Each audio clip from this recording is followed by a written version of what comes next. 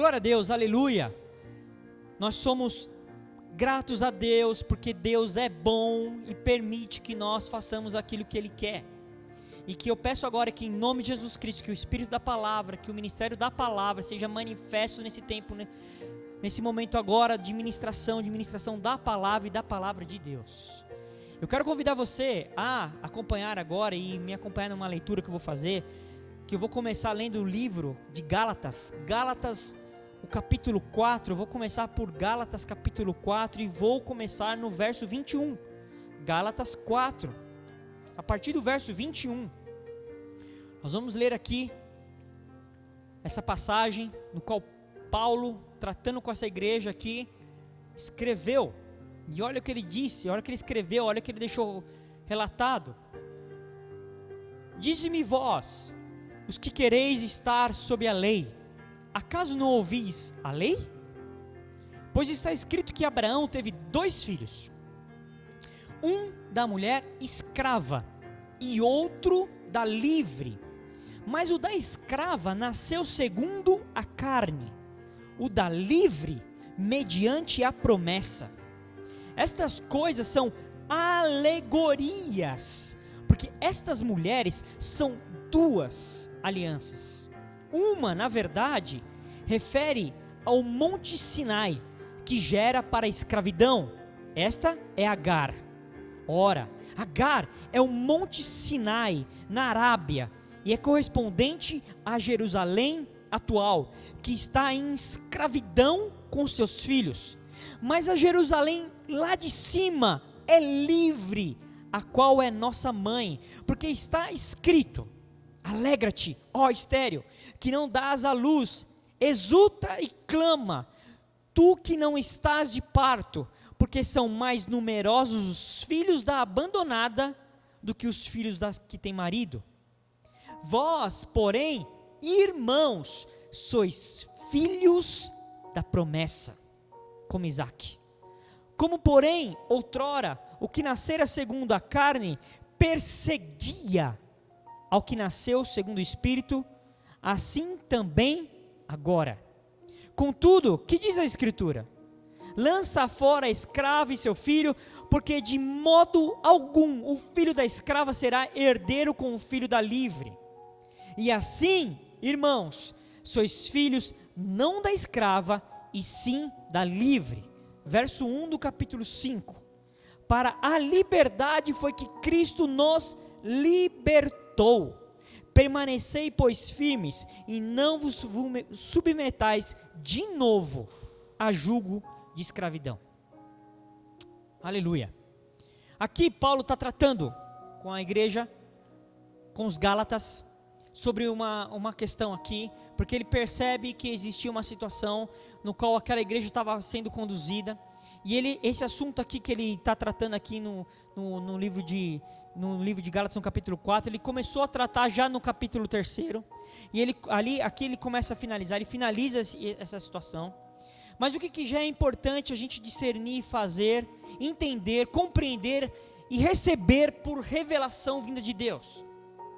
Nós temos que entender, primeiramente, quem nós somos em Deus. Nós precisamos entender, compreender e saber, por revelação, quem nós somos em Deus. Quem eu sou em Deus? De quem nós somos gerados? De quem nós somos filhos?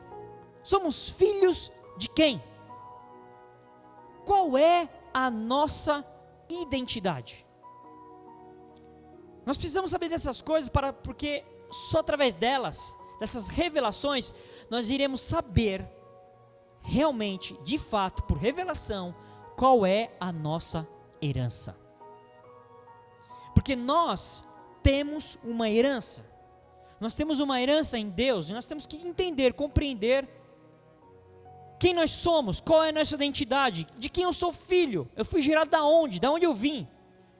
Eu preciso compreender essas coisas, porque só entendendo isso eu vou entender quem eu sou, a minha identidade em Deus, e aí eu posso entender qual é a minha herança, e eu posso tomar posse da minha herança.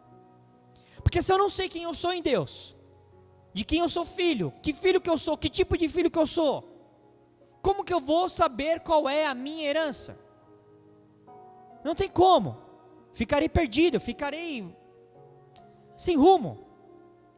Mesmo frequentando às vezes uma igreja, estando firme num compromisso eclesiástico, num compromisso religioso, num compromisso com uma instituição, caminhando dentro de uma instituição religiosa, mas se eu não tiver essas revelações vindas do próprio Deus, através do Espírito dele, eu nunca vou saber efetivamente quem eu sou e o que eu tenho por herança.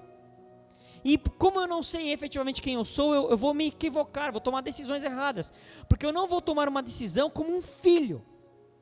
Filho, como nós lemos aqui, e esse aqui é o propósito também desse momento, dessa ministração, é entendermos que nós somos filhos da promessa. Nós somos filhos da promessa. Nós vamos entender quem são esses filhos, por que nós somos esses filhos da promessa, como funciona esse contexto. E por que Paulo também trata disso? Por quê? Porque os judeus daquela época, e é assim até hoje, eles entendem, eles pensavam e acreditavam, e os judeus acreditam nisso até hoje, que eles eram descendentes de Abraão e de Sara. Mas eles entendem isso como uma descendência natural. Que eles são filhos judeus, porque por ser judeu, por ser, aspas, israelita, que existe uma diferença para o israelita e para o israelense.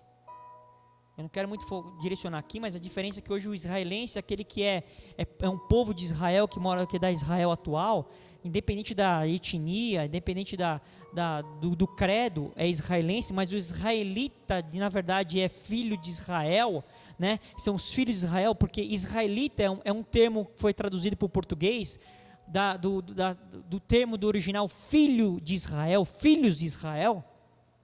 Então eles pensam, só porque eles são dessa descendência, são judeus, eles são descendentes de Abraão, mas a descendência que eles analisam, que eles entendem, que eles compreendem, que é uma descendência natural, ou seja, se um filho de judeu nasce judeu, ele vai nascer judeu, então ele, só por ter nascido judeu, ele é descendente de Abraão. Mas Paulo, aqui, ele traz uma revelação. Por que o judeu leva isso muito em consideração? Porque Abraão teve a sua esposa Sara, mas ele teve uma concubina, Agar. E o que o israelita, vou colocar entre aspas o israelita, né, porque eu estou dizendo aqui para você o israelita natural, o que ele quer deixar sempre claro? Que ele é um israelita e não um ismaelita. Ele é de descendência de Israel e não de Ismael, que Ismael era o filho de Abraão com Agar, sua concubina. O que eles querem sempre dizer? Não, nós não somos filho da concubina, não, nós somos filhos de Sara. E aí Paulo vem tratando isso daqui, ele vai quebrar uma situação aqui e vem trazer uma revelação, porque ele traz uma interpretação simbólica, ele faz uma alegoria. Então Paulo vem e quebra esse raciocínio natural, que faz com que as pessoas não entendam, não compreendam qual que é o propósito, qual que é a revelação. E tanto é que aqui na palavra onde nós lemos aqui no verso 24, diz que essas coisas são alegorias. E nós precisamos sempre entender que a palavra de Deus, ela sempre nos fala também, de uma forma alegórica, de uma forma simbólica, através de tipologias, de várias situações. Não são situações simplesmente literais. Nós nunca podemos ler a palavra dessa forma, porque senão nós vamos ter simplesmente a Bíblia como um livro meramente histórico. Mas não é assim. O Velho Testamento, ele fala conosco, porque é uma linguagem alegórica, simbólica, para falar conosco, através de uma revelação. A gente tem que entender o princípio espiritual que está atrás disso, para que nós possamos compreender a palavra. Sempre a palavra no Velho Testamento apontava para Jesus, apontava por aquilo que Jesus iria fazer, por aquilo que Jesus fez, sempre apontava para isso.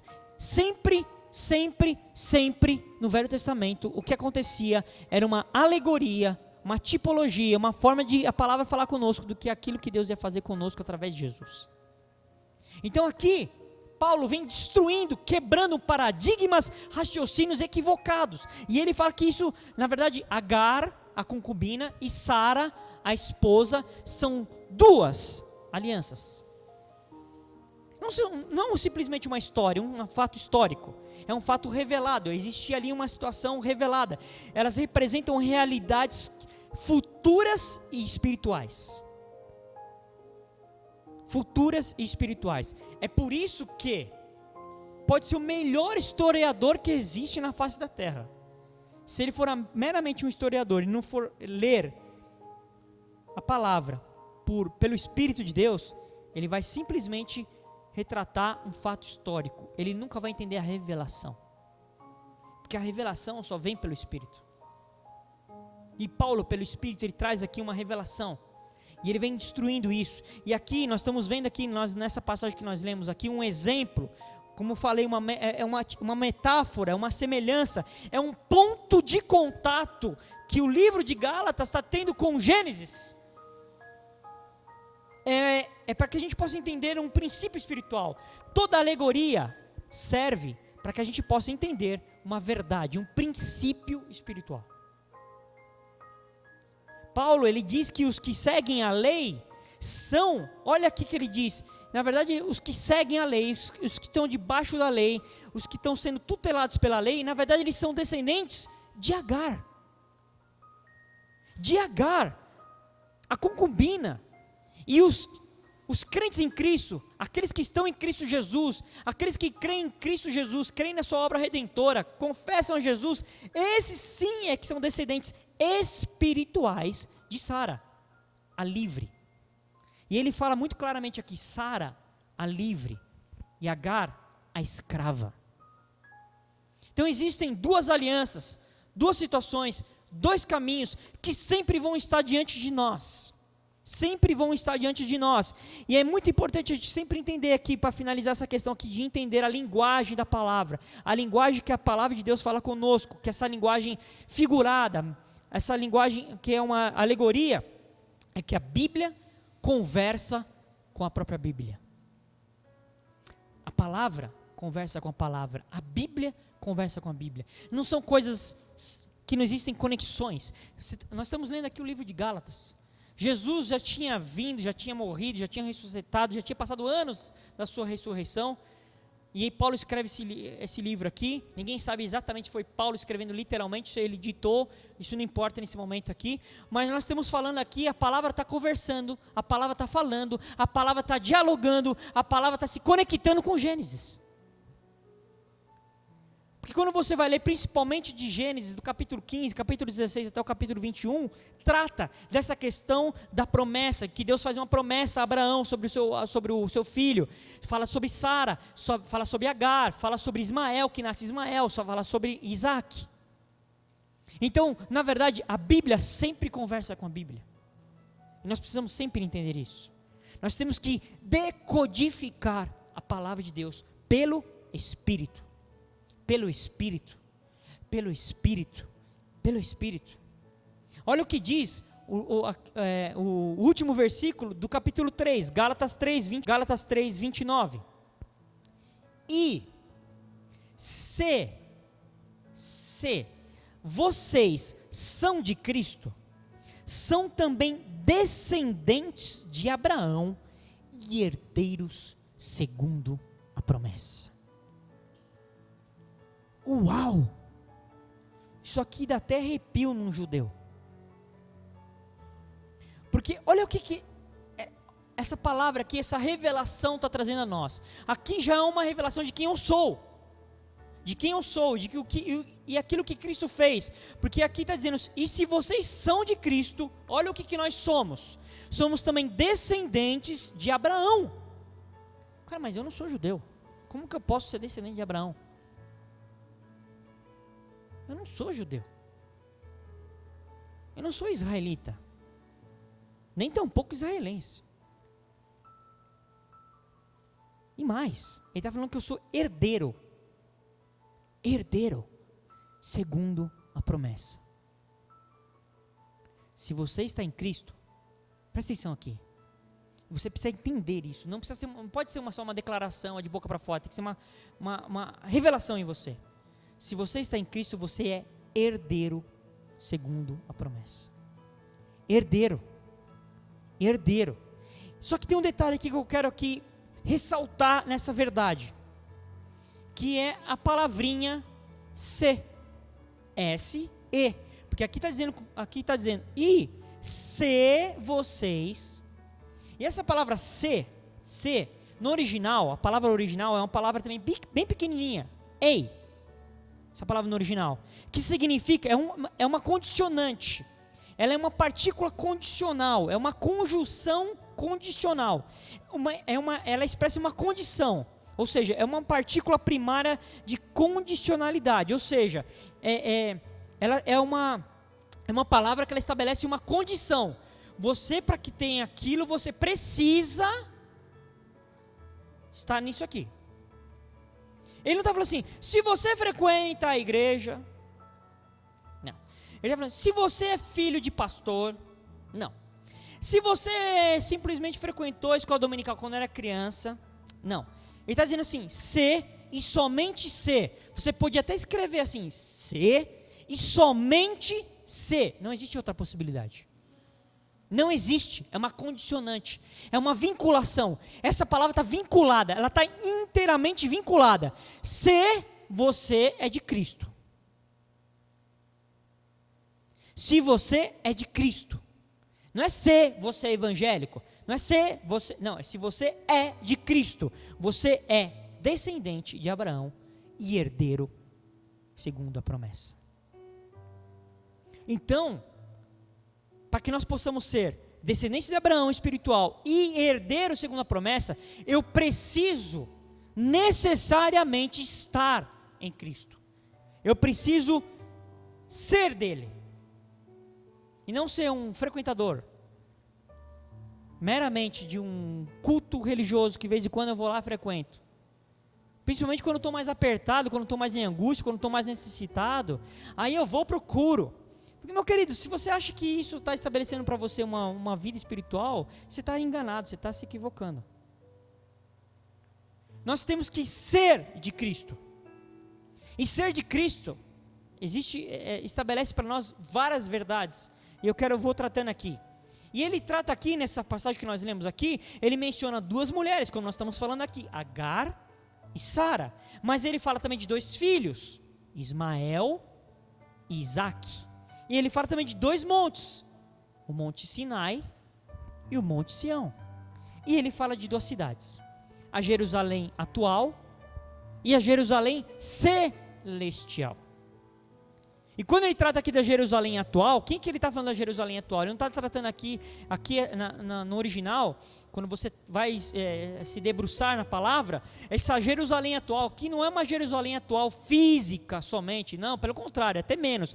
É o povo judeu, ele está falando aqui. Essa Jerusalém atual que ele está querendo dizer aqui é o povo judeu. Então ele está dizendo sobre duas alianças, duas mulheres, dois montes, duas cidades, e ele está dizendo aqui da Jerusalém atual, o povo judeu, e a celestial. Ele está dizendo aqui, essa palavra está falando sobre isso aqui. E ele está falando assim, e Agar, e aí ele vai falando assim, o que uma significa, o que a outra significa. E ele fala que Agar, a concubina, ela significa a carne. A carne. E aí, significa que Ismael, o filho de Agar, ele foi gerado na carne. E é muito importante a gente sempre falar para que haja uma compreensão plena do que é carne. Principalmente os jovens, às vezes pensam que carne, a gente vincula isso a muitas questões carnais, sexuais, lógico, isso é uma consequência, mas na verdade carne aqui significa, sempre na verdade, significa que a pessoa que anda na carne, que é um sistema carnal, um sistema de pensamento carnal, um sistema de pensamento equivocado, um sistema de pensamento humano, isso é carne, foi gerado na carne. E aqui ele faz uma comparação desse sistema da carne, a carne, o sistema da carne, e o sistema de Deus, o sistema divino, o sistema do Espírito. E ele diferencia, e ele separa, e ele faz uma clara diferenciação aqui.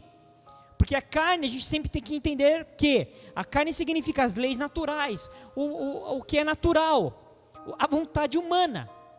Isso é carne, é minha vontade, o meu desejo, o meu querer. Andar pelo natural, isso é andar na carne. Andar na carne, às vezes você nem vai fazer uma coisa assim muito feia aos nossos olhos, né? Roubar, matar, adulterar, enganar. Não. Mas se eu estou andando segundo a minha vontade, o meu desejo, o meu querer, é carne. É carne. Se eu estou criando os meus filhos debaixo da minha vontade, do meu querer, do meu pai, é carne. Se eu estou indo vou dizer assim, né? Não gosto muito de falar isso, mas é para entender. Se eu estou indo à igreja porque eu quero agradar alguém, porque eu quero demonstrar alguém, porque eu quero ganhar uma posição social, é carne. Tudo que eu faço segundo a minha vontade, os meus pensamentos, conforme o sistema mental humano, é carne. Isso é carne. E o espírito, andar pelo espírito, porque ele fala que Agar é o fruto da carne, é a carne. Mas Sara não, é o espírito, é o andar pelo espírito. E andar pelo espírito significa, sim, é evidente, parece até uma obviedade, mas a gente tem que entender, andar pelo espírito é ser espiritual. Nós temos que ser espirituais, é andar debaixo da vontade de Deus, não a minha. Isso é andar pelo espírito. Andar pelo espírito, nós sentimos um arrepio, para lá e vem para cá e dá uma sapateadinha. Deus pode fazer o que Ele quiser? Pode, aleluia. Mas andar pelo Espírito é andar debaixo da vontade de Deus, da direção do Espírito, debaixo da vontade, da direção, da revelação da palavra de Deus. Isso é ser espiritual. E ele fala que esse aí é filho de Sara, da livre. O que anda na carne é filho de Agar. E ele vai tratando sobre isso. Então, o que nós estamos percebendo? O que a gente está entendendo e decodificando? E eu estou vendo isso claramente. Em tempos de crise, tempos de pandemia, por exemplo, que nós estamos vivendo, que é um tempo de crise, e é uma crise global, por exemplo, traz algumas revelações. Começa a revelar, e eu estou entendendo, estou compreendendo pelo Espírito que nós estamos começando a viver uma hora, um tempo, que os santos e os profanos, eles estão se separando. Porque antes, no ajuntamento solene, quando estava tudo legal, estava tudo bem, tudo liberado, podia fazer tudo, as reuniões bombar, lotar, a gente não conseguia, era uma mistura. Mas Deus começou a fazer uma separação dos santos, dos profanos, daqueles que andam pela carne, daqueles que andam pelo Espírito, daqueles que andam pela alma, pensamentos, sistema de pensamento humano, e aqueles que andam pelo Espírito. Deus começou a fazer essa separação, porque os que andam pela alma não suportam o tempo da crise, se perdem, escapam, fogem, se esfriam, se perdem. Mas os que andam pelo Espírito permanecem, ficam firmes.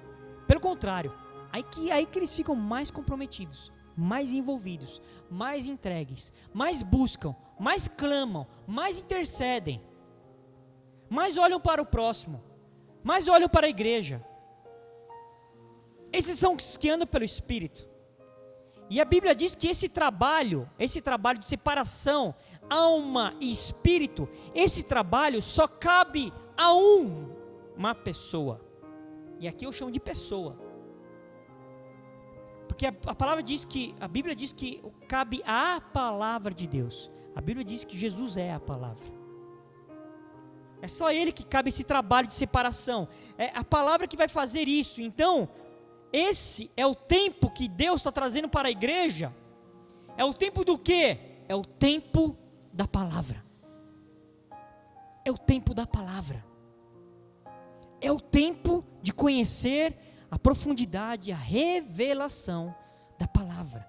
É o tempo da palavra. É o tempo de vivermos da palavra e pela palavra. A palavra tem que ser o nosso aio da nossa vida, o nosso professor, o nosso fundamento, a nossa base, a palavra de Deus. Não frases de efeito, não declarações gospel de impacto natural, não, é a palavra, porque a Bíblia diz em Hebreus capítulo 4, no verso 12, que porque a palavra de Deus é viva e eficaz. e mais cortante que qualquer espada de 2 gumes. E olha o que diz aqui. E penetra até o ponto de dividir alma e espírito, juntas e medulas. E olha o que ela faz. Ela é apta para julgar os pensamentos e propósitos do coração. Só a palavra é capaz de fazer isso. Nenhum outro sistema pensante, nenhum psicólogo, nenhum livro, nenhum filósofo, ninguém, nada é capaz de entender, de discernir, de decodificar, de julgar os pensamentos e propósitos do coração do ser humano. E ela diz que ela vai ao fundo e penetra ao ponto de separar alma, leia-se, carne e espírito. Separa Agar de Sara, filho da promessa do filho da carne. Nós não podemos mais viver debaixo dos argumentos humanos carnais, porque nesses tempos de agora nunca se ficou tão evidenciado do que é a resistência, os pensamentos, a estrutura de pensamento humana. É impressionante. Basta você abrir uma rede social, basta você conversar com alguém, as estruturas de pensamento humano estão muito fortes.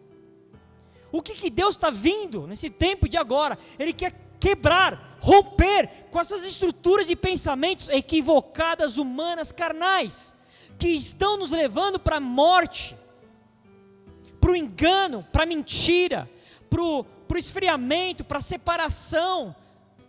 E eu vou ser radical aqui, porque essa é a verdade da palavra, para o inferno. Porque o final disso tudo chama-se, vou dar uma dica, hein? Vou dar uma dica pro final. Vou dar uma dica, vamos ver se está todo mundo aqui. Começa com in, termina com inferno. Vamos ver quem sabe. Porque o final disso tudo, a historinha disso tudo é lá.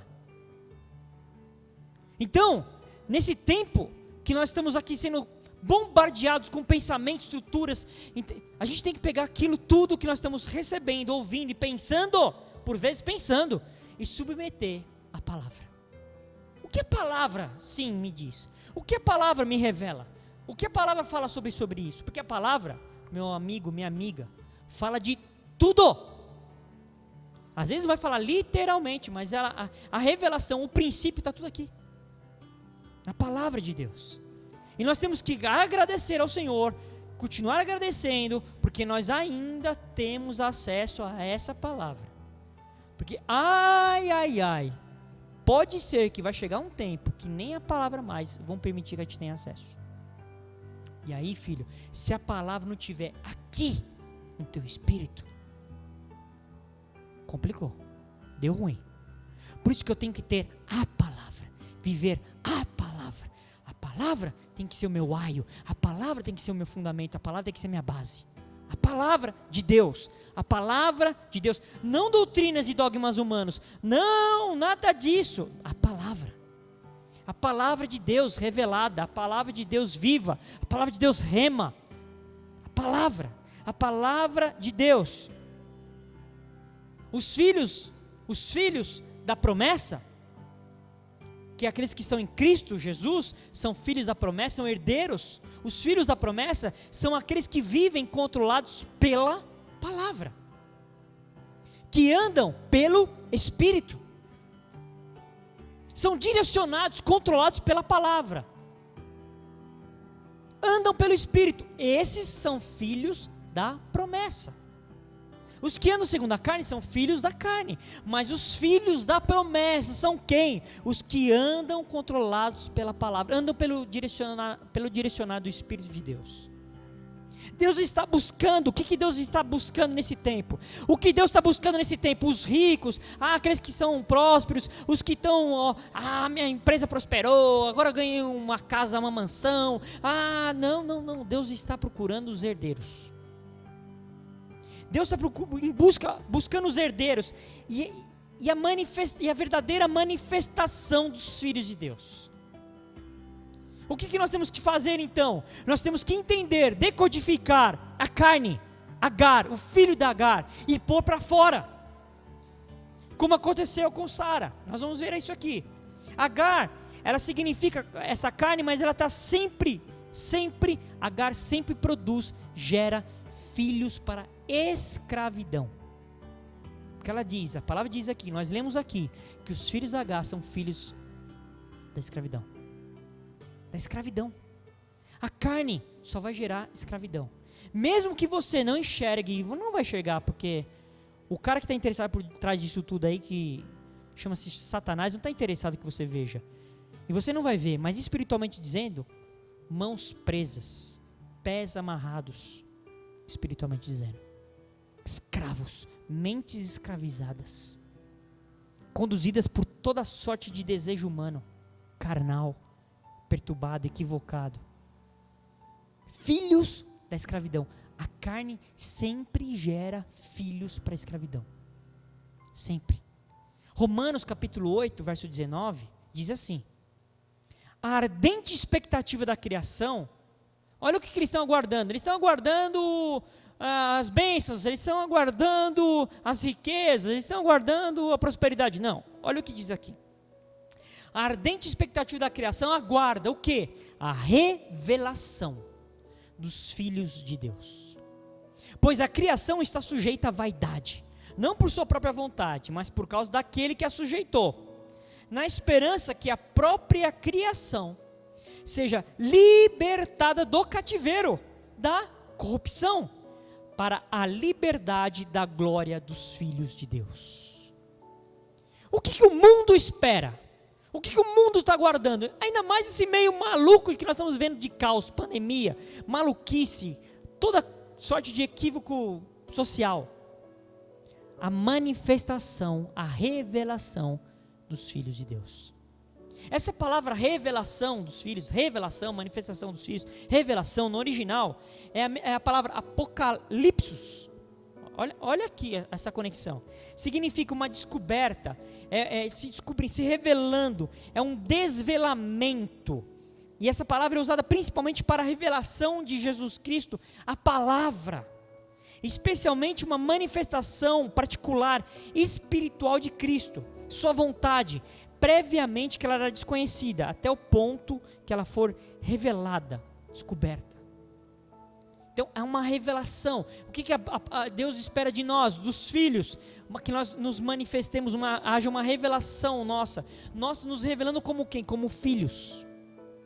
Filhos. Porque essa palavra diz, a revelação dos filhos de Deus. E essa palavra filhos, aqui no original, a palavra filhos no original, ela tem várias palavras, mas aqui especificamente é a palavra huios. Ruios, como alguns podem falar, ruios, essa palavra ruios, filhos, aqui filhos ruios,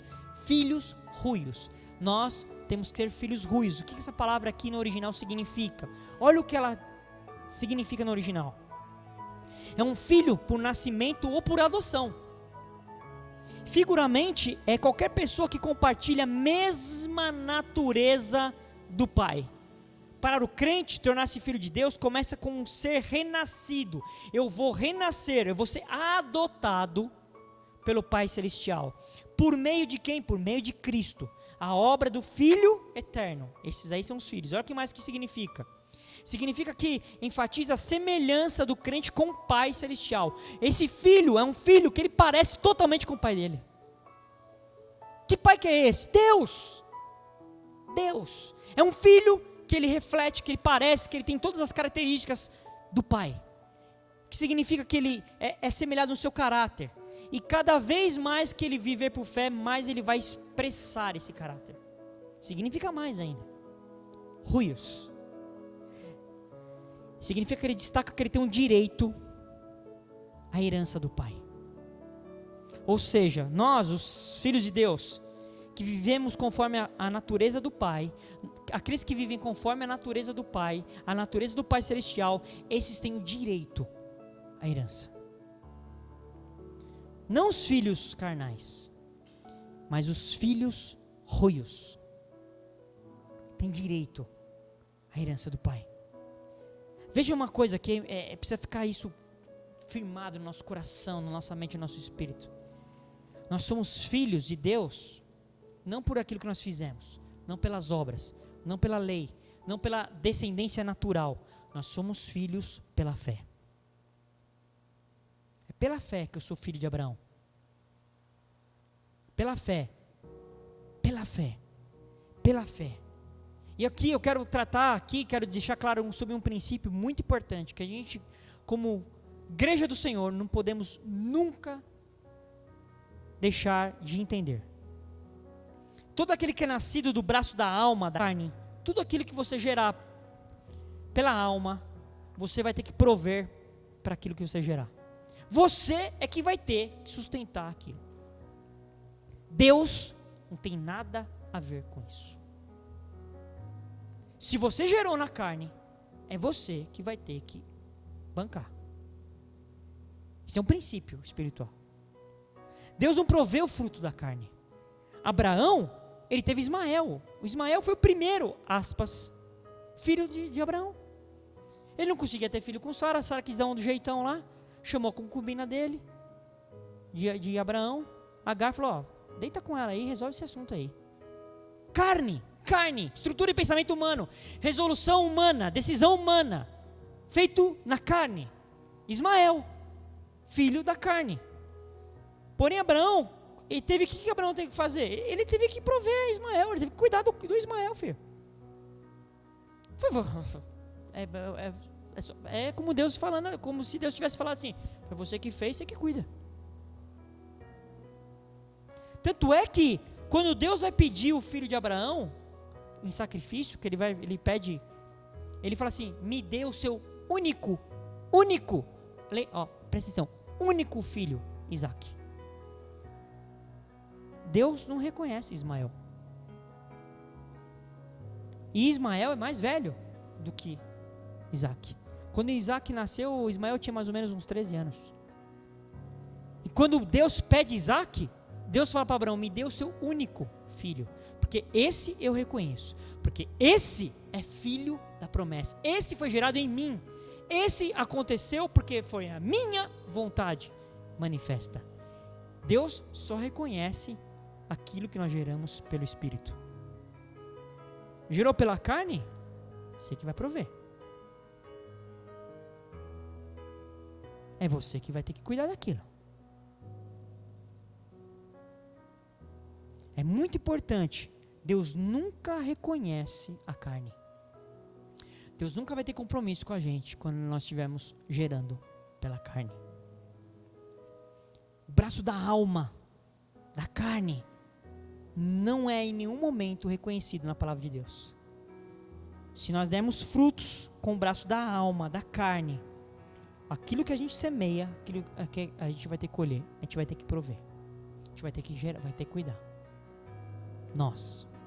E cuidar de algo sem Deus é terrível, é cansativo, é massacrante, é forçado, nos suga, muitas coisas ruins. Agora, quando é em Deus, é promessa, é graça, é provisão. Vamos lembrar, são duas mulheres, Agar, Sara. Sara, fruto do Espírito, Agar, fruto da carne. No verso 31 que nós lemos aqui de Gálatas, diz que nós não somos filhos da escrava, mas nós somos filhos da livre. Nós quem? Voltando, nós quem? Aqueles que estão em Cristo Jesus. Nós não somos filhos. Olha a sua identidade aqui, ó. Olha aqui o que você é. Você não é filho, filha da carne, da escrava. Você em Deus, em Cristo Jesus, é filho da livre. Você tinha que dar uns 10 mil glórias a Deus, 29 mil aleluias. Você devia estar pulando de alegria agora. Porque isso aqui, aquilo que eu sou em Deus. Eu em Deus, eu sou filho da livre. Sou filho da promessa. O verso 29 diz que assim como era ontem, olha o que ele diz aqui, ó. Assim porém como outrora, como era ontem, o que nasceu também é hoje. Porque o que nasceu segundo a carne, ele persegue o filho da livre. O que nós fazemos com o nosso próprio esforço, com a nossa alma, com a nossa carne, sempre vai terminar perseguindo o que Deus quer fazer pelo Espírito. sempre vai querer impedir, atrapalhar, não deixar se manifestar aquilo que Deus quer fazer em nós. Quando eu gero algo pela alma, pela carne, aquilo em mim vai criar uma força que vai querer impedir que o Espírito de Deus haja, trabalhe em mim. Vai resistir. O filho da escrava, olha essa revelação. O que é gerado na carne, o que é gerado na alma, resiste o que é feito pelo Espírito. Sempre a carne milita contra o Espírito. O Espírito contra a carne. Sempre. Ele resiste, é uma resistência. A Bíblia diz aqui que o filho da carne, quando você vai ler lá em Gênesis, na verdade Paulo está replicando o que está escrito, salvo engano, em Gênesis 21, 9 e 10. Gênesis capítulo 21, versículo 9 e 10, salvo engano. O que ele está dizendo aqui? Que o filho da carne, ele vai sempre perseguir o filho livre.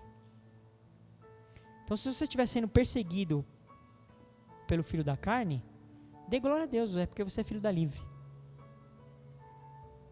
Agora, se você não está perseguindo por ninguém, está tudo suave, está tudo tranquilo, agora, se você está sofrendo uma perseguição pelo filho da carne, pela escravidão, pela mentalidade humana, pela mentalidade corrompida pelo mundo, dá glória a Deus, é porque você é filho da livre. Você é filho da livre. Você é filho da livre. Você é filho da livre. Nós temos que entender uma coisa aqui, que sempre quando nós levamos algo para o extremo, e às vezes nós levamos, por exemplo, até a prosperidade que Deus nos dá, nós levamos para o extremo. Nós queremos ser tão prósperos que não basta ter 2 carros na garagem. Eu quero ter 3, 4, 5, 6, 7, 10. Eu não quero só ter uma boa casa, eu quero ter 3. Eu não quero só ter um bom sapato, eu quero ter 15. Então, estou dando exemplo natural aqui, mas sempre quando eu levo para o extremo alguma coisa, aquilo produz um Isaac. Aquilo produz um Isaac. E depois aquilo vai impedir, vai coibir, vai resistir o mover de Deus em nós. Eu conheço pessoas que oraram e pediram para orar. Olha, ora para mim, irmão, para que eu possa comprar uma casa, um lugarzinho, um sítio, sei lá, uma coisa. Aleluia, vai, ora e consegue. Aí Deus vai lá e dá. Aí, o irmão, a irmã, para de aparecer. O que está acontecendo? Não, porque eu tenho que cuidar lá do sítio, afinal de contas. Mas, querido, você está rompendo com o compromisso, com a relação, com o vínculo com a Assembleia dos Santos, com a igreja, porque, né, irmão, não pode deixar largado, né, afinal de contas. Entendeu? Então, a gente tem que entender essas coisas. Amém? A gente precisa entender essas coisas todas aqui, discernir essas coisas. Discernir, porque o que Deus está fazendo hoje, e aqui, principalmente, não só, mas principalmente para uma geração mais nova. Essa geração, não só os novinhos, mas essa geração mais nova. O que Deus está nos testando hoje é concedendo a essa geração presente liberdade. Mas é liberdade para fazer aquilo que a pessoa quer fazer. Deus está testando, porque hoje o que nós mais ouvimos é que nós temos que ter liberdade de expressão, de manifestação, de isso, daquilo outro. Liberdade. E Deus está testando para ver o que você está fazendo com a liberdade. Por que nós estamos fazendo com a liberdade? Extremando. Afinal de contas, eu sou livre, não preciso vir em toda a reunião.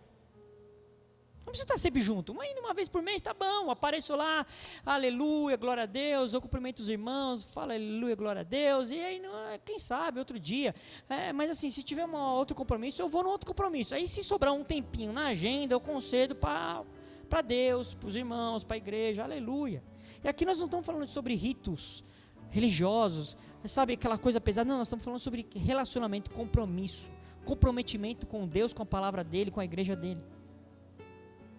Sabe, a carne quer o quê? Liberdade. Quando Sara, lá no verso 9 do capítulo 21 de Gênesis, diz assim, que Sara, percebendo que Ismael caçoava, ele zombava de Isaac, ela viu isso, ela percebeu. Ela chega para Abraão e fala para Abraão assim, põe essa mulher e o filho dela para fora daqui. Gênesis capítulo 21 fala isso. E aqui a gente leu, aqui Paulo retrata disso também, né?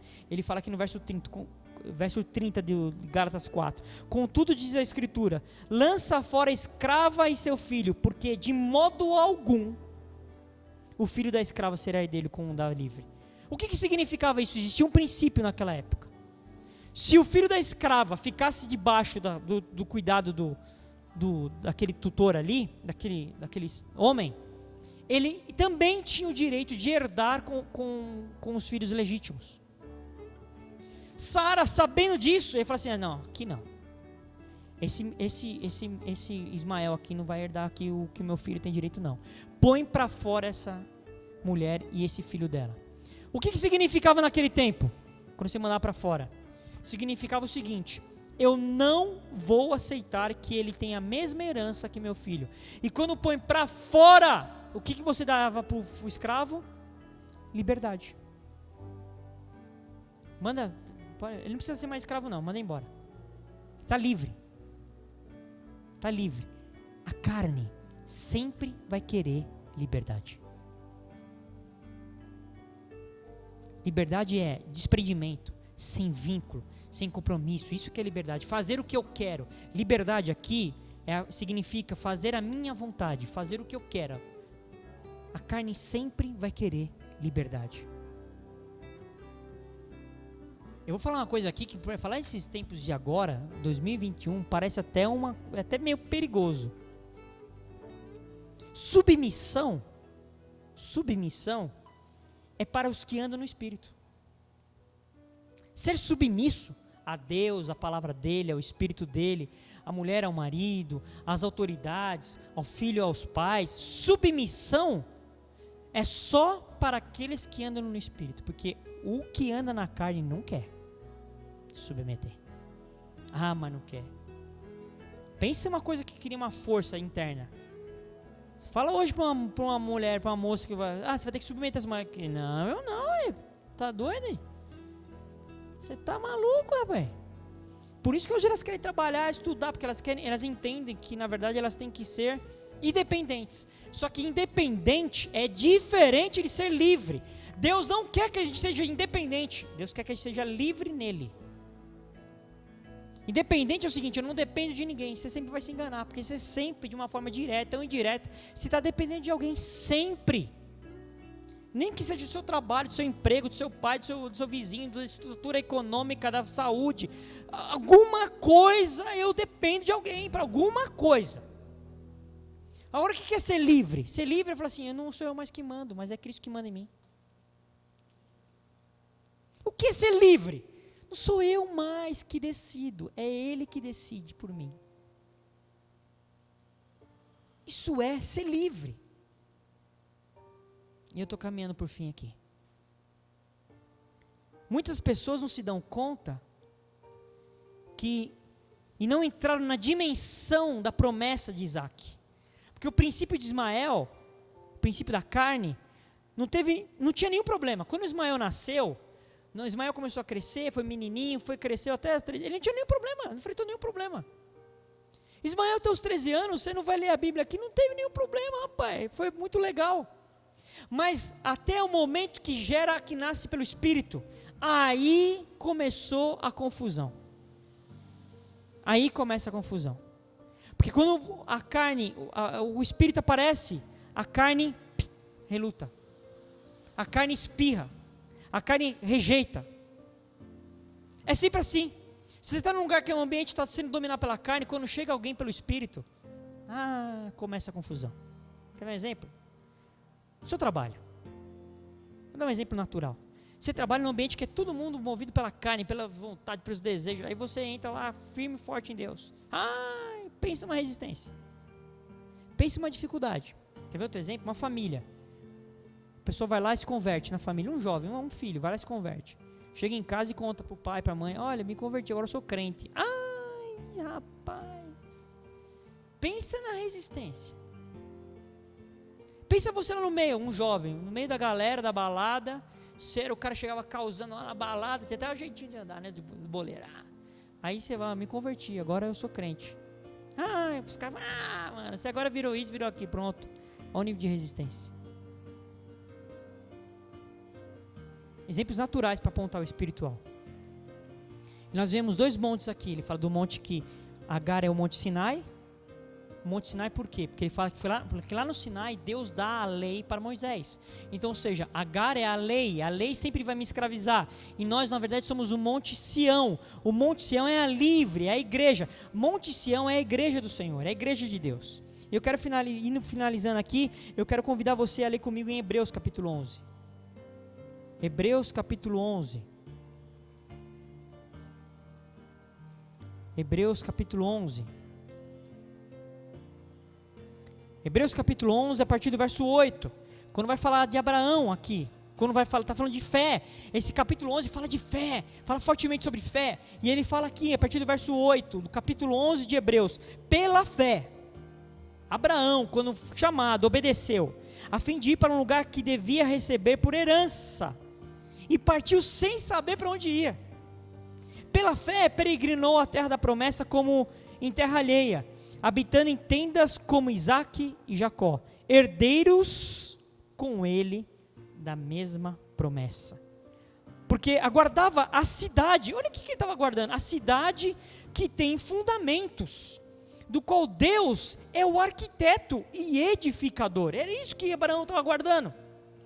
Pela fé também a própria Sara recebeu poder para ser mãe, não obstante o avançado da sua idade, pois teve por fiel aquele que lhe havia feito a promessa. Verso 12, por isso também, de aliás, já amortecido saiu a posteridade, tão numerosa como as estrelas do céu, e inumerável como a areia que está na praia do mar. E ele fala aqui, todos esses morreram na fé, sem ter obtido as promessas. Vendo-os, porém, de longe, e saudando-os, e confessando-os que eram estrangeiros e peregrinos sobre a terra, porque os que falam desse modo manifestam estar procurando uma pátria. Se na verdade se lembrassem daquela que onde saíram, teriam oportunidade de voltar, mas agora aspiram a uma pátria superior, isto é, celestial. Por isso Deus não se vergonha deles, ser chamado seu Deus, porquanto lhes preparou uma cidade. Pela fé, Abraão, posto à prova, ofereceu Isaque, estando mesmo para sacrificar o seu unigênito, ou seja, o unigênito, o único filho. Cadê Ismael aqui, Aquele que acolheu alegremente as promessas, a quem nem tinha dito, em Isaque será chamada a tua descendência, porque considerou que Deus era poderoso até para ressuscitar dentre os mortos, de onde também figuramente o recobrou. Olha quanta figura de linguagem aqui nesse texto de Hebreus. Hebreus está falando de Abraão. E falando que Abraão, o que ele fez pela fé? Ele esperava uma cidade, mas não era uma cidade. Não era uma cidade física, era uma cidade celestial, era um lugar celestial. A Jerusalém celestial, na verdade. O Monte Sião, nós somos, na verdade, o Monte Sião. Abraão desejava esperar uma cidade cujos fundamentos, quem era o arquiteto e construtor e edificador, era o próprio Deus. Cidade é uma alegoria da igreja.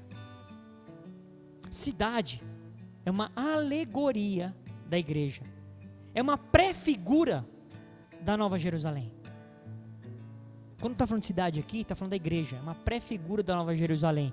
E em Apocalipse 21, a partir do verso 1, diz assim: e vi no céu a nova terra, pois o primeiro céu e a primeira terra passaram, e o mar já não existe. Verso 2, vi também a cidade santa, a nova Jerusalém, que descia do céu, da parte de Deus. Olha o que essa cidade é: preparada como noiva, enfeitada para o noivo.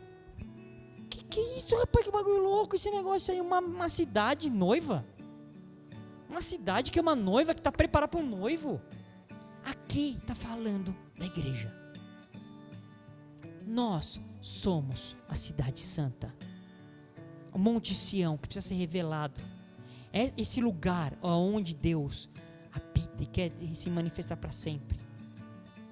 Lá no que nós lemos em Gálatas 4:26, diz assim: diz que a Jerusalém que é de cima é livre, é a nossa mãe, mulher, é a alegoria da igreja. Sara, nossa condição de filhos da promessa, libera em nós uma mudança de mentalidade, uma metanoia, que possibilita, que dá uma potência em estruturas de pensamento que fazem com que nós façamos como que Abraão fez, que a gente possa chamar à existência aquilo que não existe, porque Abraão fez isso. Lá em Romanos capítulo 4 fala, trazer à existência o que não existe, pela fé. E eu finalizo aqui dizendo o seguinte: Deus, através do seu Filho Jesus hoje, através de Cristo Jesus, Cristo hoje, Jesus, Cristo, Ele está sentado hoje, Ele está trabalhando hoje no meio da igreja dele como um fogo consumidor. Ele está no meio da igreja como um fogo consumidor. Porque primeiro Cristo vem à igreja dele, para depois ele se manifestar pela igreja. Primeiro ele vem para a igreja, para depois ele se manifestar para a igreja, pela igreja. Cristo está sentado nesse tempo aqui, fazendo isso conosco hoje. Lá em 1 Pedro 4,17 diz assim: porque chegou o tempo de começar o juízo pela casa de Deus. E ele continua dizendo assim, e se começa por nós, ou seja, está dizendo que nós, a igreja, somos a casa de Deus, e se esse juízo começa por nós, qual será o fim daqueles que não obedecem ao Evangelho de Deus? Uau! O juízo começa pela casa. Primeiro se manifestar na igreja, como um fogo consumidor, para depois ele se manifestar pela igreja. Ou seja, nós somos chamados para sermos edificadores da última cidade, dessa cidade igreja, desse lugar chamado igreja, que é uma cidade espiritual, um lugar espiritual. Por quê? Porque nós somos os filhos da promessa. Nós temos que andar pelo Espírito, gerar pelo Espírito e não pela carne. Esse é o nosso propósito, esse é o motivo de nós termos sido resgatados. Jesus não resgatou para você simplesmente viver bem, regalando na vida natural, não. Não que Jesus não possa fazer isso por nós, pode, mas esse não é o propósito. E quando Deus nos regala com bens materiais, é porque Ele quer que a gente tenha para servir aos outros. Que a gente entenda quem nós somos em Deus, qual que é o nosso propósito em Deus, qual que é a nossa herança, em nome de Jesus. Amém.